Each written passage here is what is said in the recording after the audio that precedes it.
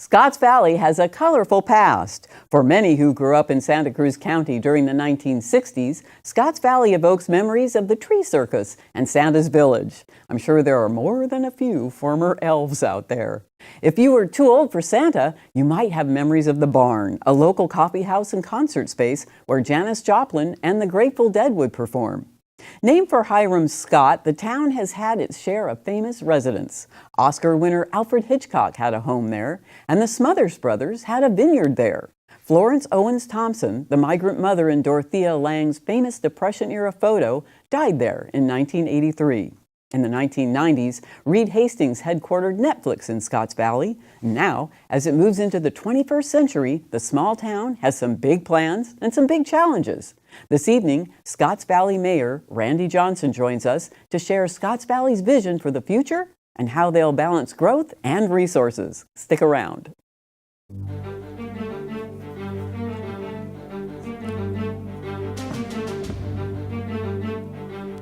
Welcome, Mayor Johnson. Thanks for joining us this evening. Great to be here, Becca. Well, we're glad to have you, and because we have a lot of questions for you. First, let's talk about the town center. The developer recently dropped out. What will that mean? Well, the town center has been effectively a pretty tough nut in terms of actual development. Over the past 20 or 25 years, it's run the gamut from interested parties who wanted to put a Safeway there, a variety of stores, some housing. The formula for the current town center, I think, has evolved into there's going to be a significant amount of housing. We're still going to want it to be, of course, a place where, that's welcoming and people can gather. And the other part of it, of course, there has to be a certain amount of retail sales that go on there, just for the benefit of our citizens who want to come there and shop. But as you know, part of the problem with Amazon Prime, you know, it's difficult on retailers, brick and mortar retailers, simply because it's so efficient for Amazon Prime to kind of just send things out. You can have 5 prom dresses sent to the person who wants to go to the senior prom, and she can send 4 of them back, you know, free of charge. And therein lies the problem, because you have infinite number of choices on the internet. It's not really that way when you're talking about stores in a place like the town center. So it's evolving. We do have interested parties again. And what we're looking for are people who are not just developers, but also have the means. In other words, the backing, financial backing, that's going to allow them to kind of come in, pay the price that's required for the property. Scotts Valley owns about 7.5 acres. I think the city of Santa Cruz owns about 6.5 acres right in the heart of this property. And so you need somebody that can come in, buy that property, and then move on and develop a real town center that benefits the citizens of Scotts Valley. So as you revision, so this started a long time ago, before there was Amazon Prime, and so your plan is evolving clearly. And as you evolve past, well, like stores where people get things, items, what kind of commerce are you looking for that space? Well, one of the things I think the types of stores that are kind of immune really to the online shopping, of course, are places like coffee houses, bars, restaurants. Those are all things where people want to come and enjoy a night out, or come on a Saturday morning and be able to go to a bakery or to a coffee house. There still has to be, you know, as evidenced by downtown Santa Cruz, it's done a wonderful job organically, really, over the, you know, a century, really, to be able to kind of build interest in small, interesting stores. And actually, it's funny, some of the larger retailers have actually not done so well, and have to. If you look at Sports Authority, for example, Borders is a pretty good example too. So you have to keep the public's interest, and I think there's an opportunity to do that.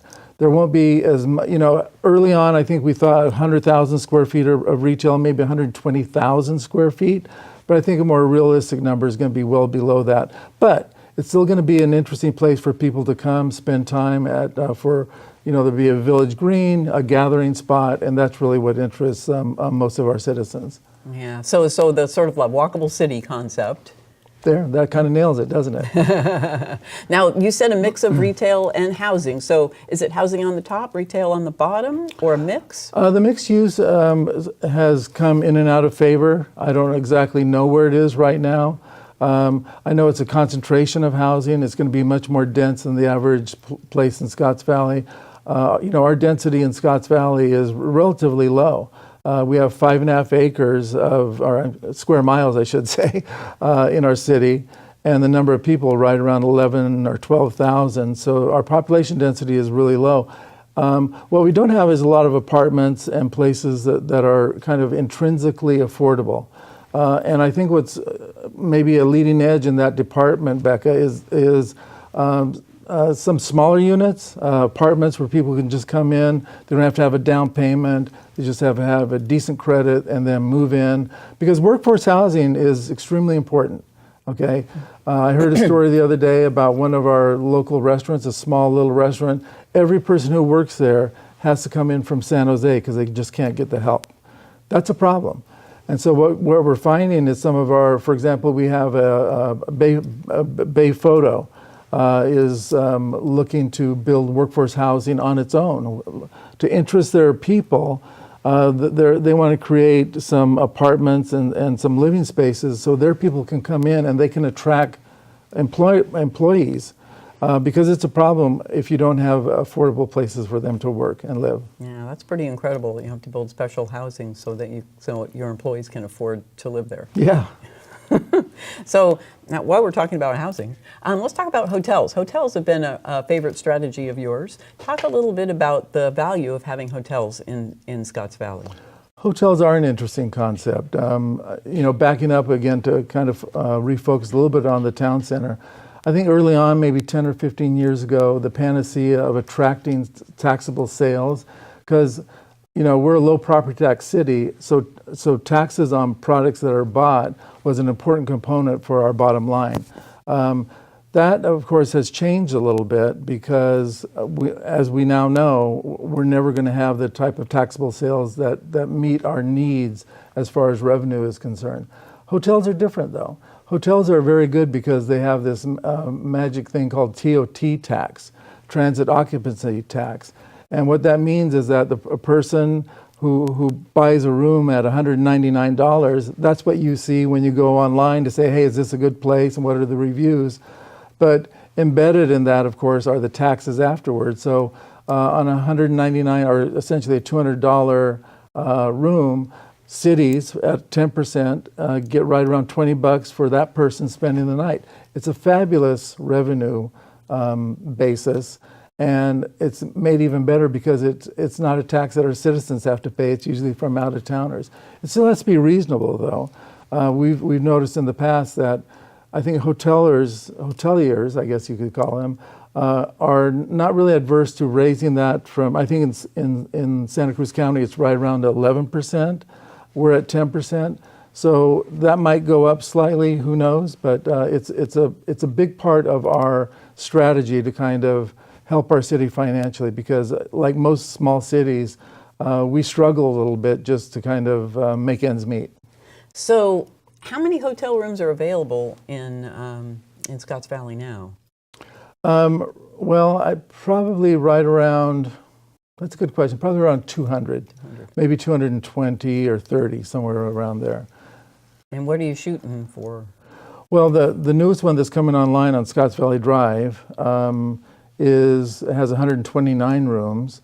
The Residence Inn from Marriott, which is going to be across the freeway near the old Enterprise or Borland building, is going to have somewhere in the neighborhood of 125.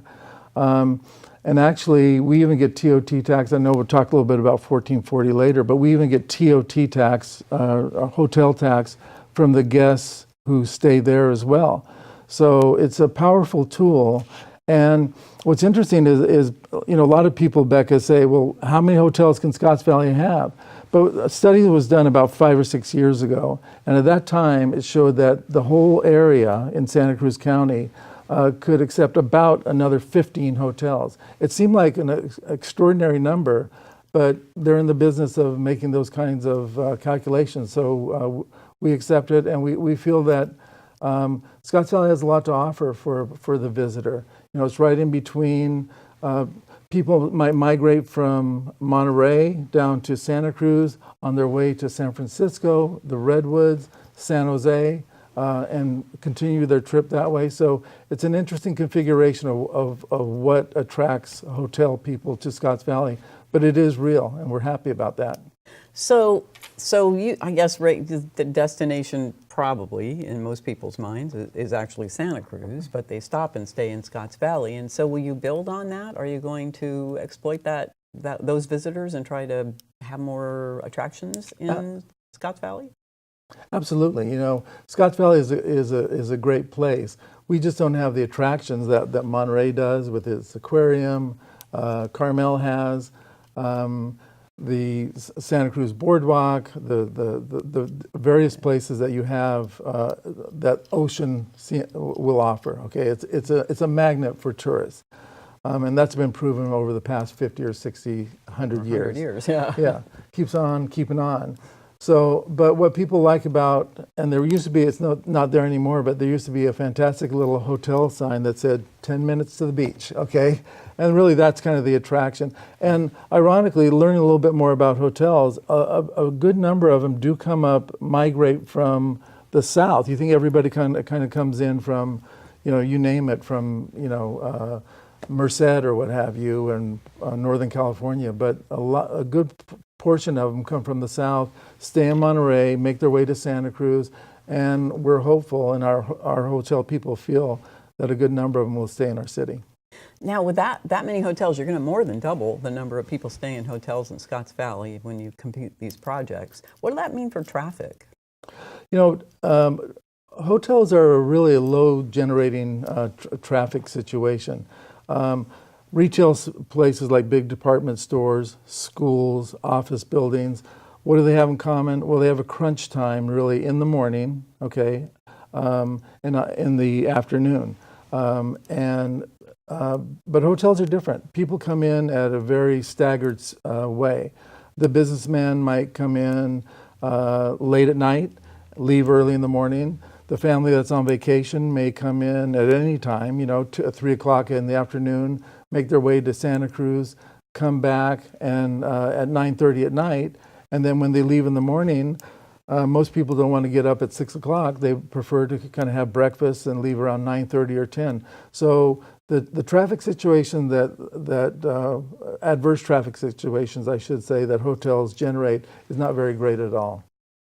Now, speaking of traffic, Measure D passed in 2016, so there is money for transportation. So what are your desires? What would you do with that money and to improve the traffic in Scotts Valley, or the transportation rather? Yeah, we get our share. I think it's probably 220 or 30,000 per year over the next 30 years. I think cumulatively that's around $6 or $7 million. Right now, our very initial thing is to do Mount Herman Road. Again, even though we have about 12,000 people in Scotts Valley, there is a much larger population in San Lorenzo Valley, from Felton to Ben Lomond to Boulder Creek. And they come through at rush hour and early in the morning and late at night, or I should say at 5 o'clock, in pretty big numbers. So one of the spots that we're most concerned about is Scotts Valley Drive, where it meets Mount Herman. And so what we're doing there is some renovation with the lights, with the left turn lanes going in a few directions to kind of help alleviate that. So that's a part of what we're doing for the initial year on what we want to do with that money. So it's going to be very, very helpful and alleviate some of that traffic that seems to build, 5 o'clock every workday. Now, I know it was mentioned, I read in the paper that this money was coming in possible uses for it, like lift line and other things like that. Will you be doing things like that that will help disabled people get where they need to go? Well, that's a function of the Metro and the Transit District, and we were most happy, a big chunk of those dollars do in fact go towards lift line, and to help the elderly and disabled. So, my parents, as a matter of fact, use that service. Actually, there's a couple of services from different ones. One from the transit district and another from a different agency.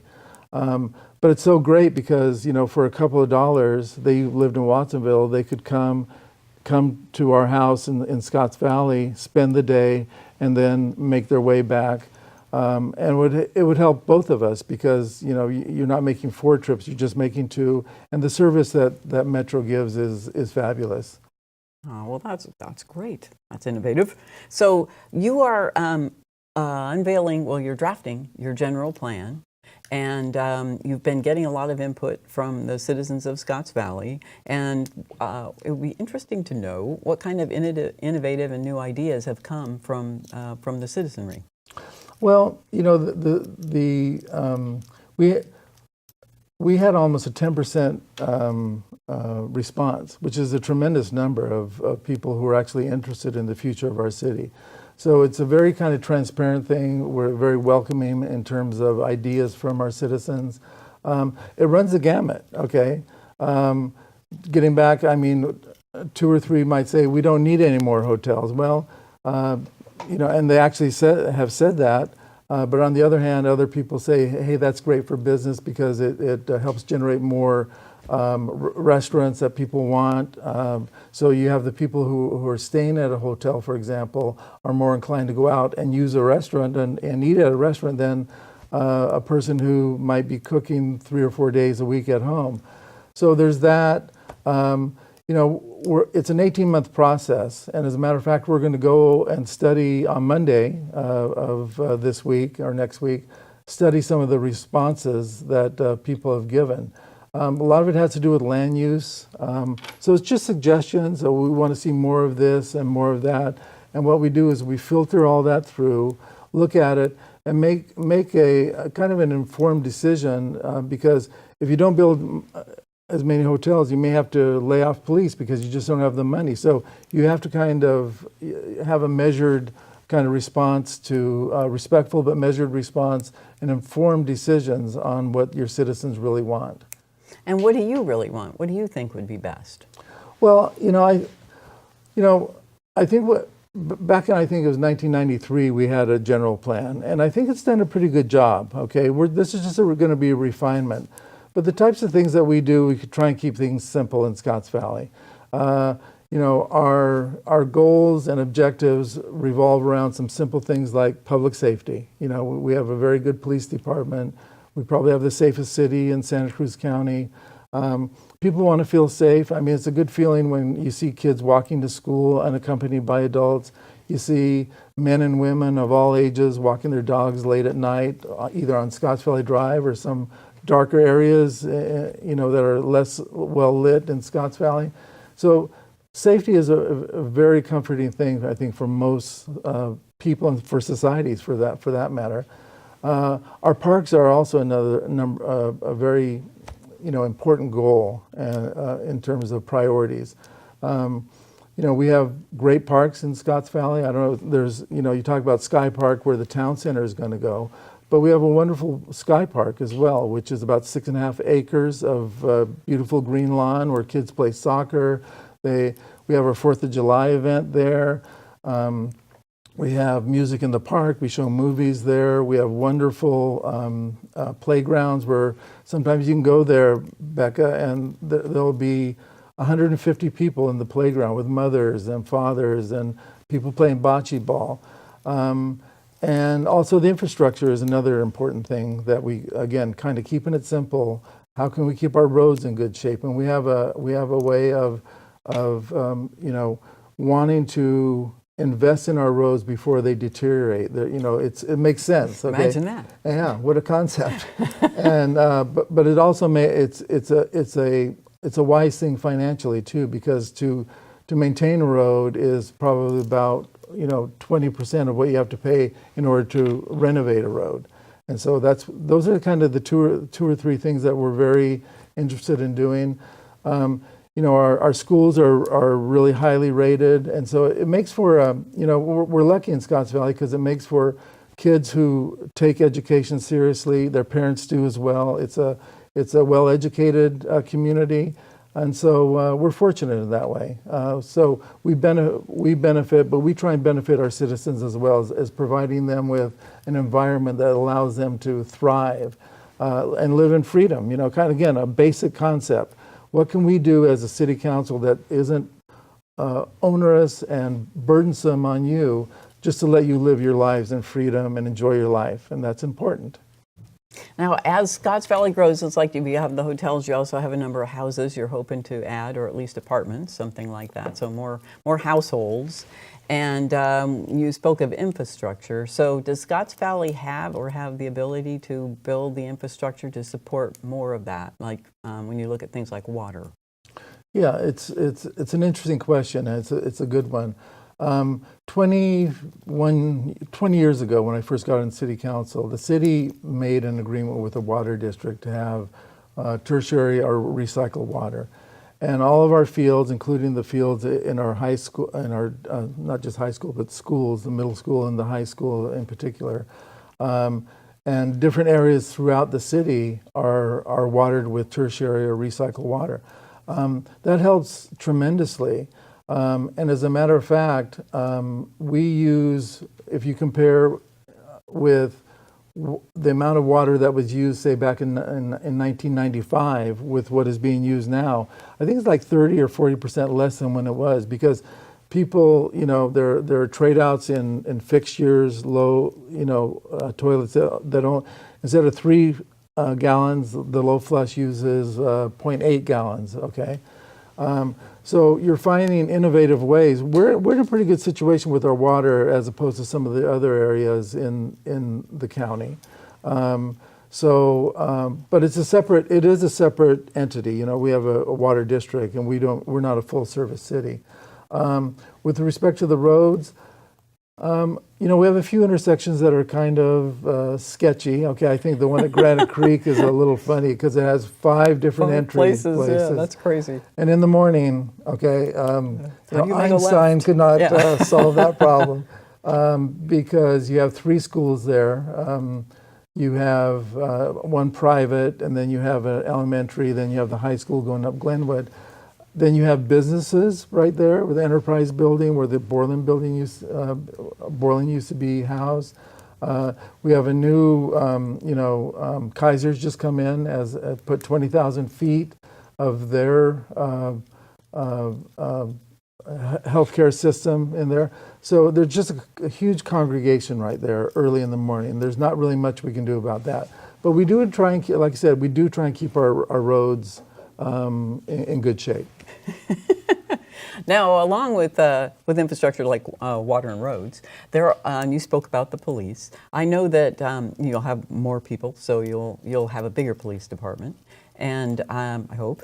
And you were saying in an interview that I read that you would like to make Scotts Valley the safest town in America. How would you do that? What's your strategy? Well, I think a lot of it does have to do with kind of from the bottom up, namely, like I mentioned, our citizens are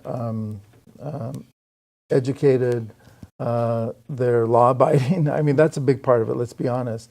We also have a reputation, I think, of having a police department that is very, very efficient.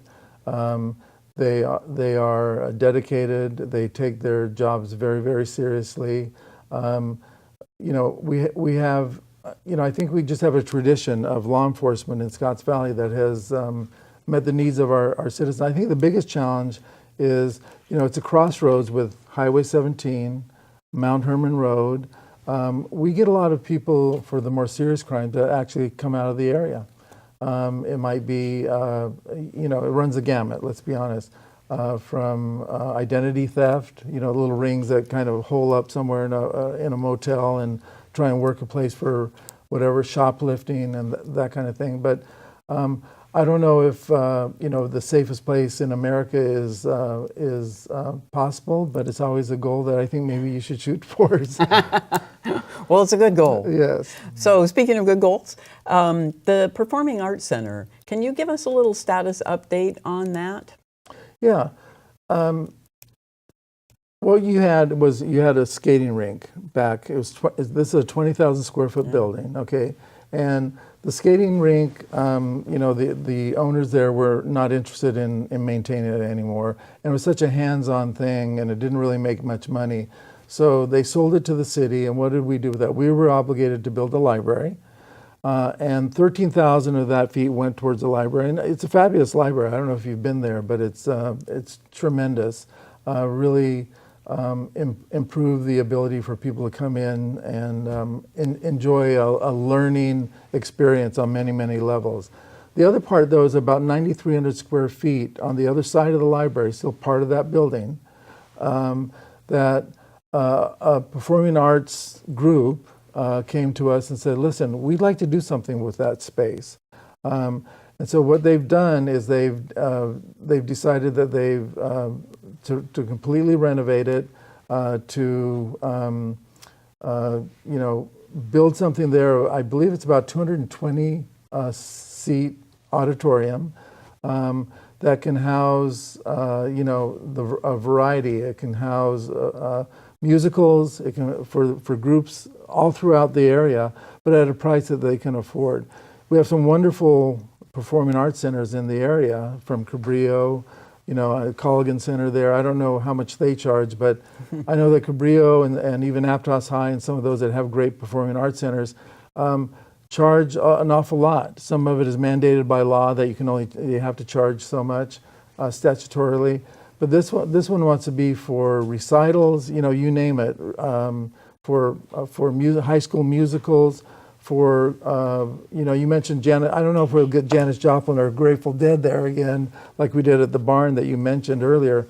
But at the same time, you can get certain performers that are maybe not A-listers, obviously. Beyonce's not going to be there, but you could get some people, the types of, for example, that come on Friday nights at the Boardwalk. Mm-hmm. You know, that kind of, they sometimes play to that kind of audience and those kinds of levels. And it's extremely important, I think, for our town center, because what is great about Performing Arts Center, on Friday, Saturday nights, and even sometimes during the week, you have an outpouring of about 200 and some odd people who are looking for places to have a drink or have coffee or maybe have a late meal or even eat before they go into a performance. So it's an integral part of our plans. Okay. Well, Mayor Randy Johnson, thank you so much for coming here and telling us about the future for Scotts Valley. We appreciate it. Becca, it was my pleasure. Thanks for having me. You're so welcome. Thank you as well for joining us tonight. If there's a elected official that you'd like to see on the show, then please email me at becca@communitytv.com. Thanks and good night.